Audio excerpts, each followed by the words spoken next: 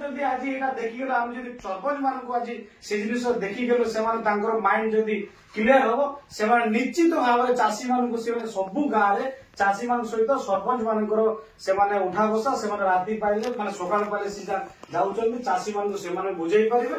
ଆଉ ମତେ ଯେତିକି ମାନେ ଆଜି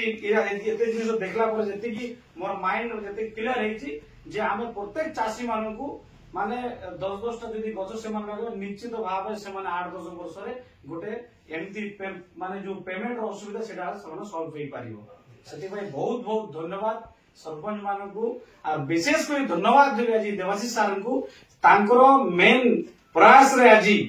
ମାନେ ଗୋଟେ ଏତେ ଏତେ ବଡ ଜିନିଷ ଆଜି ଆମର କେବିକେ ମାର୍କେଟର ଆଜି ମାନେ ଓପେନ କରାଯାଉଛି ଯେ ନୀଳଗିରି ଭବିଷ୍ୟତରେ ନୀଳଗିରି ସେ ଜାଗାରେ ମତେ ଲାଗୁଛି 5 ବର୍ଷ ପରେ ନୀଳଗିରି ବନ୍ଦ ହେଇକିରି ସବୁ ଗାଁରେ ଯେମିତି ଏଇ ଯୋଉ ଆସାମରେ ସବୁ ଘରେ ସବୁ ଗାଁରେ ତାର ଲେଟ୍ରିନ ର ସାଇଡ ରେ ସେମାନଙ୍କର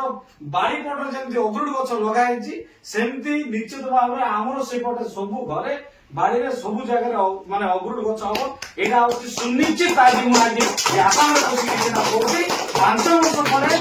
ନିଶ୍ଚିତ ଭାବରେ ଆମର ସେପଟେ ଚାଷୀ ମାନେ ସାର ଲଗାଇବେ। ଆପଣ ମାନେ ସେଇ ଜିନିଷ ପ୍ରୟାସ କରନ୍ତୁ ଆଉ ଆମର ଚାଷୀ ମାନଙ୍କୁ ଆପଣ जो चारा देवे सेटा जेमती क्वालिटी वाला चारा देवे ठीक अच्छे आपण पेमेंट नियंतु मात्र जो जिनिस जो चारा सब परफेक्ट चारा सेटा आपण चाषी मान को देवे एतिके आपण को रिक्वेस्ट एतिके समस्त को मोर धन्यवाद आज ठीक अच्छे।